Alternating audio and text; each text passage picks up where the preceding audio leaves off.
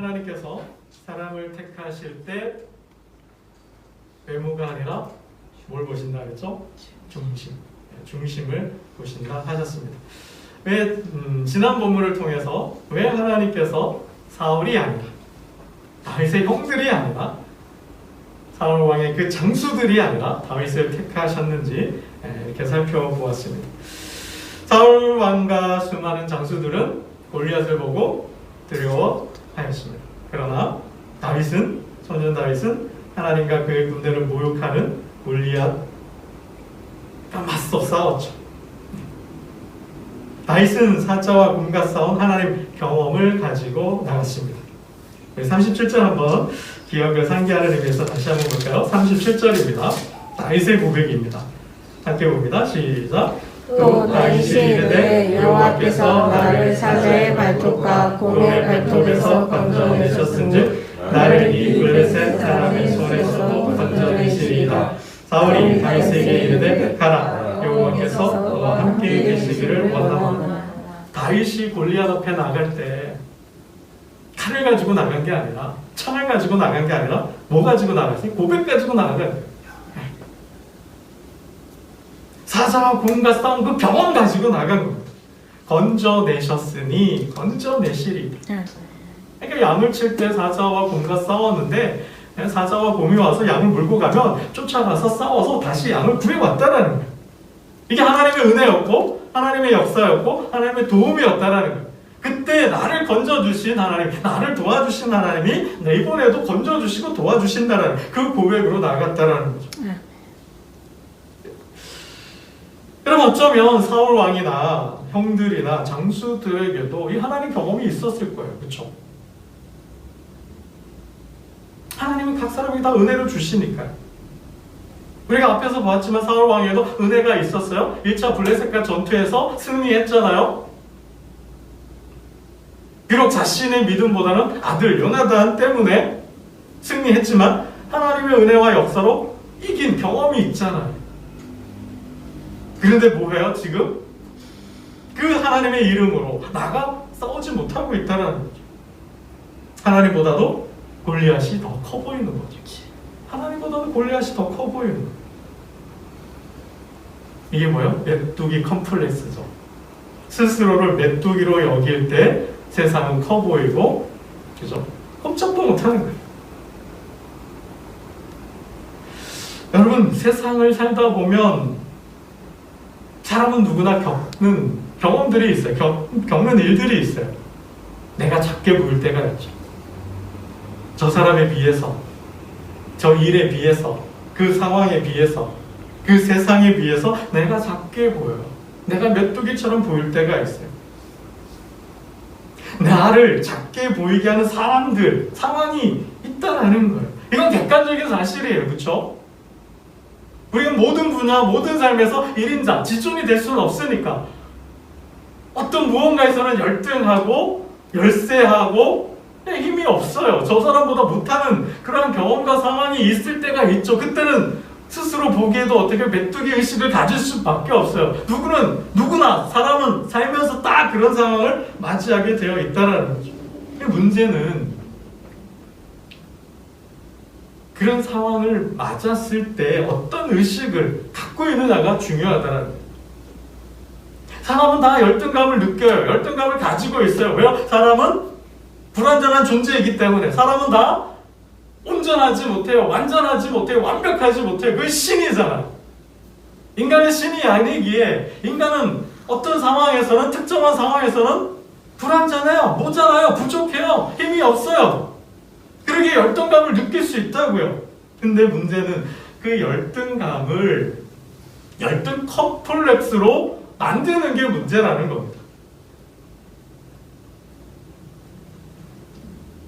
여러분, 열등감, 어떤 상황에서 내가 할 수 없는 어떤 그런 일을, 그런 상황을 봉착했을 때, 만났을 때 열등감을 느껴요. 그러나 그 열등감을 어떤 사람은 삶의 원동력으로 삼는 사람이 있어요. 현실로 받아들여요. 아, 내가 못하네? 내가 할 수 없네? 아, 내가 능력이, 실력이 좀 부족하네? 그럼 어떻게 해요? 채워야지. 아, 더 연마해야지. 더 열심히 해야지. 이게 시도해요. 도전해요. 오르려고 해요. 이기려고 해요. 싸우려고 해요. 이런 사람이 있는가 하면 어떤 사람들은 어떻게 컴플렉스로 받아들이는 거야. 아, 내가 안 되는구나. 못하는구나. 내 수준은 여기구나. 라고 생각하고 한 발자국도 나아가지 않아요. 해보려고 하지 않아요. 시도하지 않아요. 도전하지 않아요. 아, 나의 능력은 여기까지야. 내 실력은 여기까지인가 보다. 그리고 주저앉는다는 거죠. 여러분, 이게 문제라는 거죠. 이게 문제라는 거예요. 사람은 태어날 때부터 뭐예요? 불완전해요? 열등감을 가지고 태어난다는 거예요. 그러나 인간에게는 그 열등감을 극복하려는 의지가 있다는 거예요.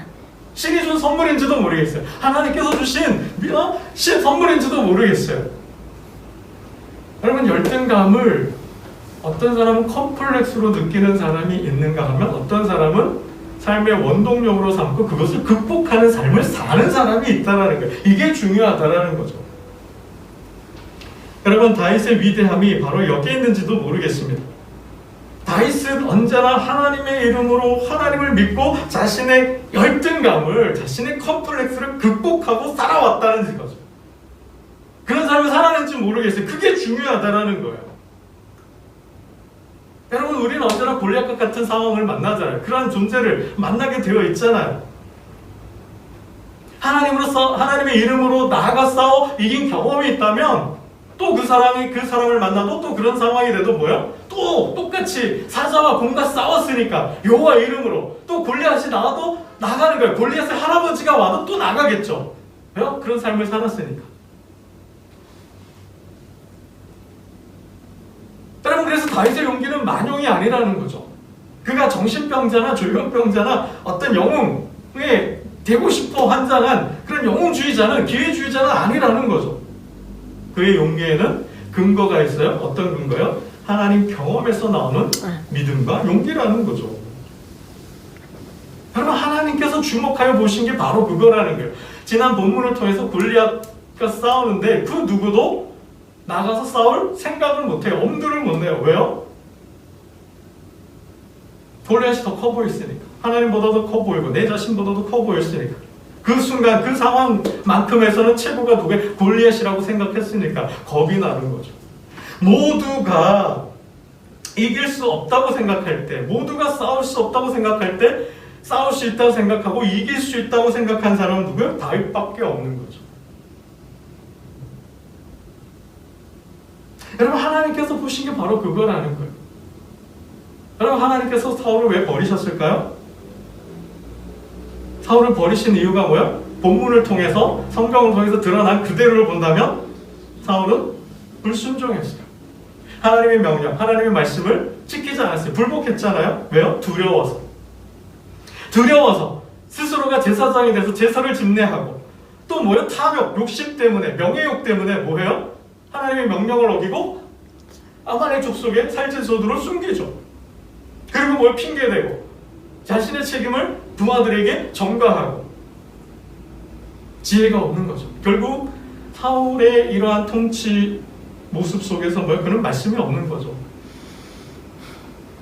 말씀에 근거한 국정 운영, 말씀에 근거한 통치를 하고 있지 않다라는 거예요. 그에 비해서 이 골리앗 전투의 한 장면을 통해서 왜 하나님은 다윗인지를 모두 다 말씀해주고 있잖아요. 모두가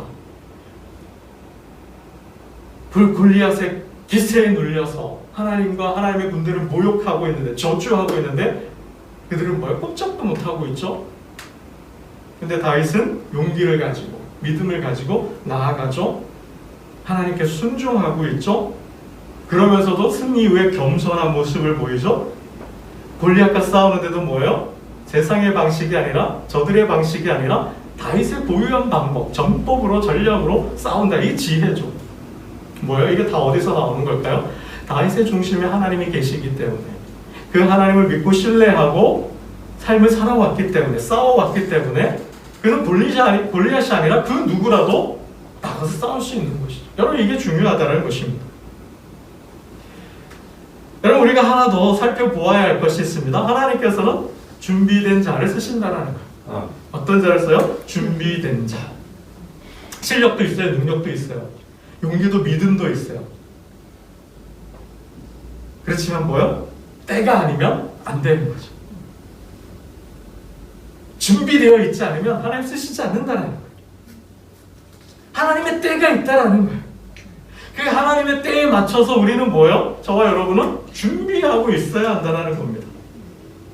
항상 그 하나님의 때를, 즉 뭐예요? 하나님께서 기회를 주신다는 거예요. 세상 사람들도 말해요. 인생에 3-4번, 꼭 3번의 기회는 찾아온다. 저희 아버님도 그런 말씀을 하셨던 것 같은데요.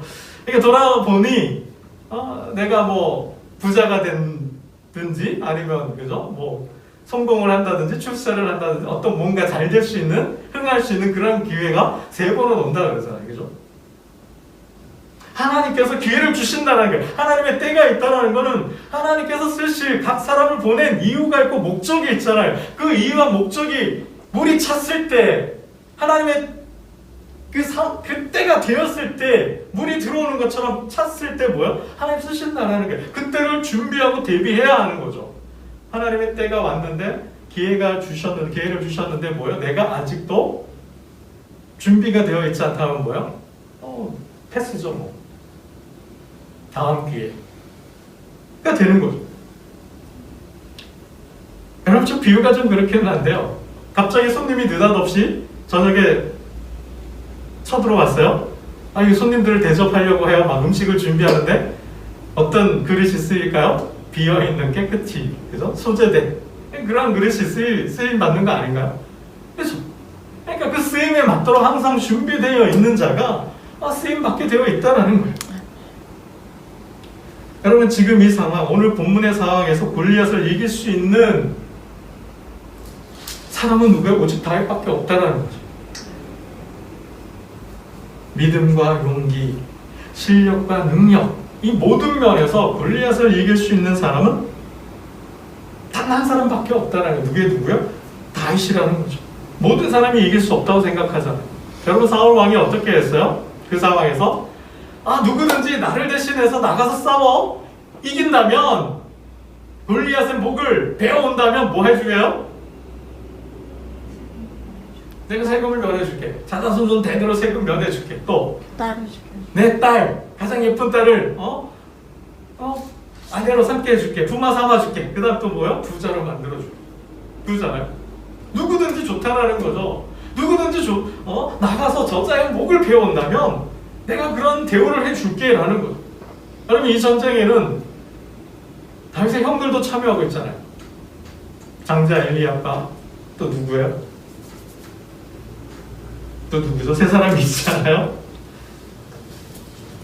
갑자기 이름이 생각이 안 나요? 다니엘. 16장 6절을 잠깐 보면 엘리압과 또 아비나답, 16장 9절 삼마가 있죠. 이 세 사람이 있잖아요. 엘리압과 아비나답과 삼마. 이 세 사람이 전쟁에 참여하고 있잖아요. 근데 형들도 뭐해요? 장자 엘리압 같은 경우는 키도 컸고 외모도 준수하다 그랬어요. 그럼에도 불구하고 그죠? 참호 속에서 눈만 빼꼼 뜨고 고개만 들고 쳐다만 보았다 그랬죠. 못 나온다 그랬어요. 얼마나 장수들이 많아요. 그럼에도 불구하고 사울과 그의 장수들 형들은 두려워 떨고 있자는 거죠. 그러니까 저들이 하나님 경험이 없습니까? 실력이 없습니까? 능력이 없습니까? 근데 뭐요? 준비가 되어 있지 않는 거죠. 단 누구만이? 그러니까 이 상황에서는 오직 다윗밖에 준비된 사람이 없는 거예요. 이 골리앗을 이길 사람은 다윗밖에 없다는 거예요. 유일한 사람이 다윗이라는 겁니다. 여러분 그걸 어떻게 알 수 있을까요? 오늘 본문이 말해주고 있죠. 우리 몇 절 말씀입니까? 49절을 함께 보겠습니다. 49절 함께 봅니다. 시작. 손을 주머니에 넣어 돌을 가지고 물매로 던져 블레셋 사람의 이마를 치매 돌이 그의 이마에 박히니 땅에 엎드러지니라. 이 상황을 보면 그죠? 다윗이 물매를 가지고 달려나가죠. 48절에 보면 다윗에게로 마주 가까이 올 때에 다윗이 블레셋 사람을 향해 빨리 달리고 이제 싸우려고 골리앗이 달려오고 다윗도 그걸 맞춰서 이제 달려나가는 상황이죠. 돌리면서 나가는 거예요. 그러니까 이제 표적물이 뭐 움직이고 있는 거죠. 그런 상황에서 어떻게 해요? 골리앗을 물매로 던져서 맞춰서 한 방에 이게 죽었어요. 한 방에 또 물맷돌 한 번 먹고 죽었는데 어디에 맞았어요? 49절을 보니까 이마에 박히니 땅에 엎드러지니라. 이게 쉬운 일인가요? 이게 쉬운 일이 아니죠. 이게 쉬운 일이 아니죠.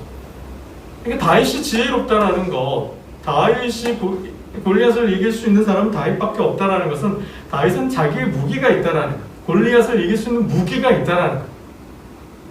여러분, 우리가 살아가는 데 있어서 지혜는 세상의 방식대로만 쫓아가면 안 된다라는 거죠. 여러분, 골리앗과 싸우는 데 있어서 골리앗과 같은 방법으로 싸우면 다윗이 이길 수 있을까요? 힘과 힘을 겨루어 싸운다면 이길 수 있을까요? 안 되는 거죠. 이길 수 없는 거죠. 골리앗이 싸우는 방식으로 다윗이 싸운다면 이길 수 있을까요? 사울은 그렇게 하라 그랬어요. 그렇죠? 우리 한번 볼까요? 나가서 싸우겠다고 하니까 사울 왕이 어떻게 해주죠? 자신의 그것을 주죠. 38절을 한번 보겠습니다. 38절, 39절. 이것은 세상의 방식이었어요. 골리앗의 방식이었어요. 다윗이 승리할 수 있었던 비결이기도 한데요. 우리 38절, 39절을 봅니다. 시작. 이에 사울이 자기 군복을 다윗에게 입히고 노투구를 그의 머리에 씌우고 또 그에게 갑옷을 입히매 다윗이 칼을 군복 위에 차고는 익숙하지 못하므로 시험적으로 걸어보다가 사울에게 말하되 익숙하지 못하니 이것을 입고 가지 못하겠나이다 하고 또 벗고. 그렇죠. 사울은 생각하는 전쟁은 골리앗과 싸울 수 있는 방법이요, 이 갑옷을 입고 칼을 차고 나가서 싸우는 거예요. 이렇게 하면 뭐요? 그 누구도 이길 수 없어요. 그 누구도 이길 수 없죠. 익숙치 않다라는 거예요. 여러분, 우리가 세상과 싸워야 되는데 사업을 하든 영업을 하든 장사를 하든 뭐 직장생활을 하든 무엇을 하든 간에 세상과 싸워야 되는데 이제 시대가 변했어요. 세상의 방법과 방식대로 우리가 고집하고 그것만 쫓아간다면 안 된다는 거죠. 여러분, 돈으로 승부한다? 돈으로 사업한다? 요즘 뭐 마트들도 굉장히 많이 생겨요.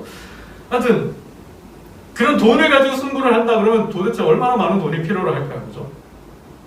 돈 가지고도 안 해요. 돈이 전부가 아니에요. 여러분, 기술로만 한다면 하루가 변하게 신기술들이 개발되어 나와요. 그죠? 이 기술들을 어떻게 섭렵해 나가겠어요? 매번 나올 때마다. 굉장히 어렵죠? 인맥? 사람이 분명 필요로 한데 인맥을 쌓는다면 도대체 어느 선까지 인맥을, 그죠? 맺고 살아가야 될까요? 능력과 실력, 학벌? 도대체 어느 대학, 어느 대학을 나와야 되는 거예요? 요즘 뭐 서울대학교 나와도 요즘 청년들이 우울증을 많이 앓고 있다는데요. 참 걱정입니다.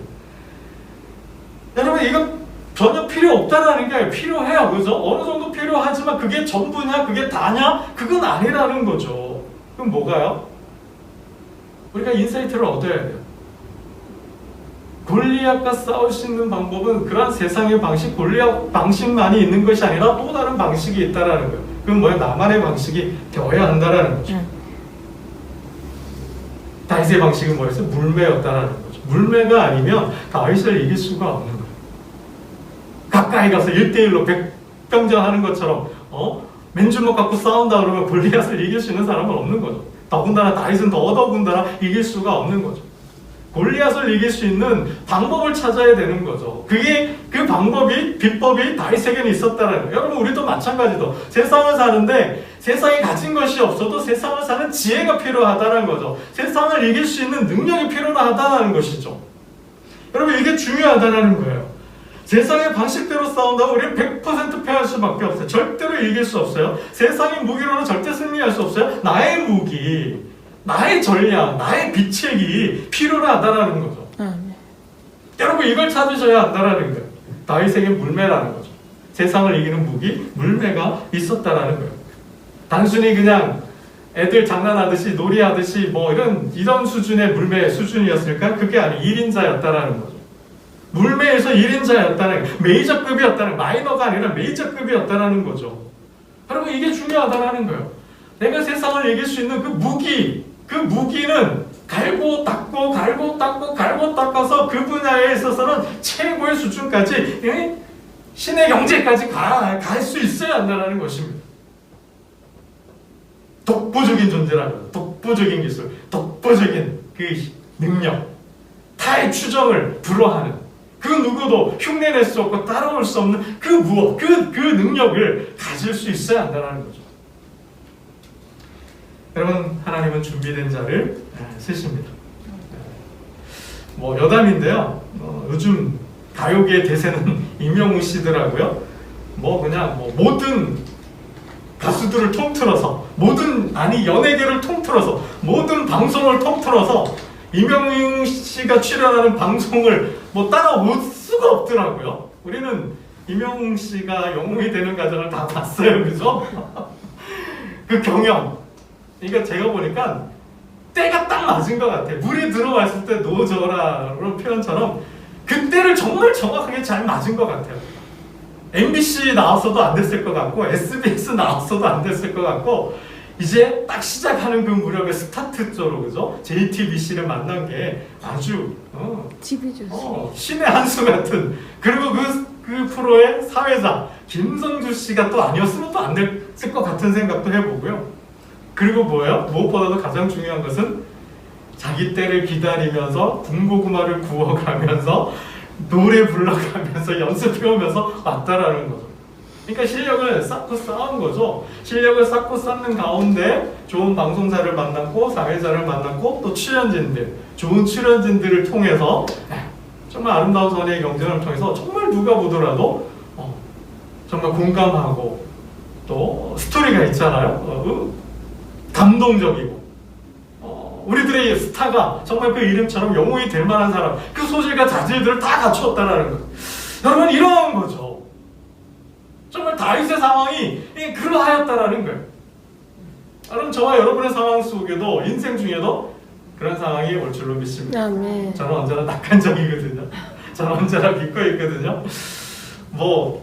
쟁걸음으로 걸음마 걸음으로 아장아장 걷고 있지만 그러한 믿음, 그러한 마음으로 교회 목회도 하고요. 또 제가 꿈꾸고 있는 공부도 하고 있습니다. 여러분의 삶 속에도 그런 비전이죠.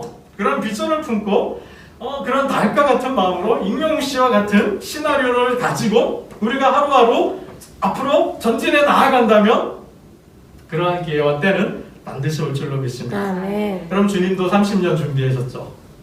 주님도 30년 준비하고 세상으로 나아가셨어요. 여러분, 제자들도 3년 수련 끝에 세상으로 나아가죠. 여러분, 모세도 40년 광야 생활 끝에 그죠? 하나님 부름 받고 애굽으로 돌아가죠. 여러분, 하나님의 때가 있어요. 하나님은 그 사람을 쓰시기 위하여 때와 상황을 만들고 계셔요. 그 상황을 준비하시는 동안 뭐예요? 저와 여러분도 각 사람도 참아가야 돼요.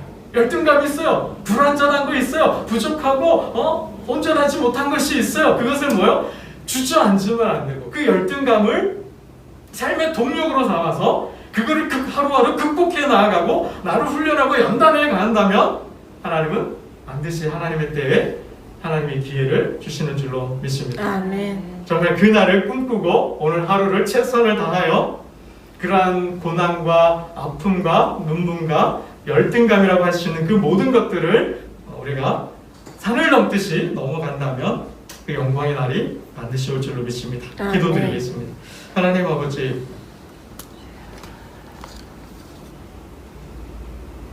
다윗의 삶을 통하여서 삶의 인생의 교훈을 배웠습니다.